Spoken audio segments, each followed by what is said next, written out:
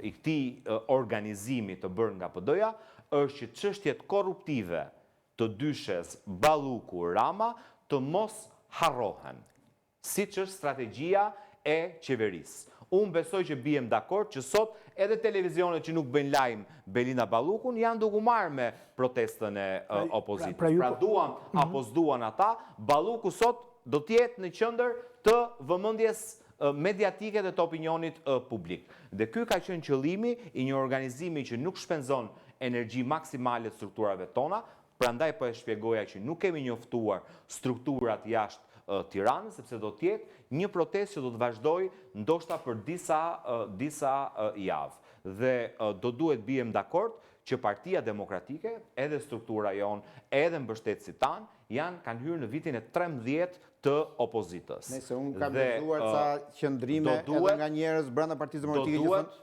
s'është kjo rruga e duhur për të shkuar aty ku duhet të shkojmë. Po ky është mendimi i tyre, unë i respektoj. Ne prandaj jemi Parti Demokratike, se jemi parti e mendimit lirë, secili shpreh mendimin e duhur. Unë gjykoj që më mirë se sa të lesh një çështje në heshtje për ta varrosur, është të reagosh qoftë edhe në këtë formë që ne kemi zgjedhur apo në këtë strategji që ne kemi zgjedhur. Pra ju keni parë sigurisht protesta kombëtare të mëdha të Partisë Demokratike që kanë ndodhur, po themi, në nëntor dhe pastaj pas një viti.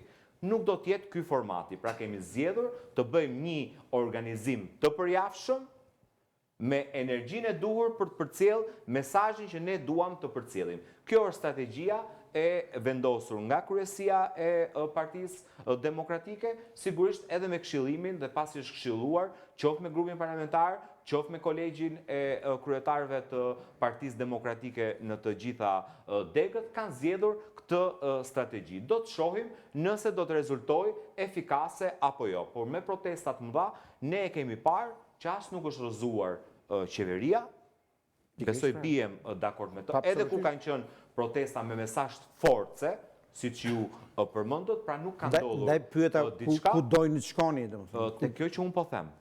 Është shumë e domosdoshme për shkak të ngushtimit hapësirës, pra ne kemi të ngushtuar hapësirën në parlament. Kemi të ngushtuar hapësirën në media dhe besoj bijem dakord me këtë. Pra ka shumë pak televizione që t'japin lirinë që ti të flasësh për temat që ti don, apo për temat që kanë interes real për qytetarët. Analizoni çka ka ndodhur, se tashmë janë bërë se diku te 15 apo 16 ditë nga dita ku është marrë pandehur zonja Balluku. Më besoni